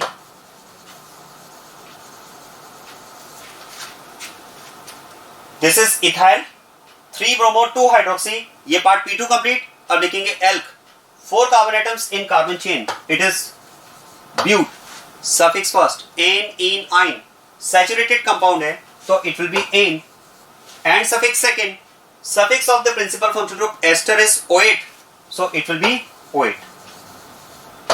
ये इस कंपाउंड का नेम होगा, ध्यान देना। अगर बात की जाए इथाइल की तो this is substituent outside the principal carbon chain. This is substituent outside the principal carbon chain. 3 bromo 2 hydroxy is the part P2. Then but is the part alk. In is the part S1 and O8 is the part S2. ये हमारे पास IUPAC name का format हुआ। तो देखो जो format मैंने आपको बताया था P2, P1, elk, S1, S2, उस फॉर्मेट में थोड़ा सा मैंने एडिशन किया है। अब P2 से पहले भी कुछ हो सकता है, और वो क्या हो सकता है? P2 से पहले क्या आएगा? नेम्स ऑफ दो substituents which are outside the principal carbon chain. Substituents में भी हमारे पास दो कैटेगरीज हो सकती हैं, substituents in the carbon chain, substituents outside the carbon chain, and irrespective of alphabetical order, substituents outside the carbon chain are written first, then after we will write substituent in the principal carbon chain. इस तरह से यहाँ पर compound का IUPAC name होगा। और ester में आप कह सकते हैं कि एस्टर में ऑक्सीजन से अटैच ग्रुप जो है वो ऑलवेज वो सब्स्टिट्यूएंट है जो प्रिंसिपल कार्बन चेन से बाहर है, इसीलिए एस्टर्स के IUPAC नेम में इसी ग्रुप के नाम से सबसे पहले इसको स्टार्ट किया जाता है। The group name of esters will always be started with the name of group attached with oxygen, because this is the substituent outside the principal carbon chain. Is it clear? और questions हम practice करेंगे और आगे discuss करेंगे।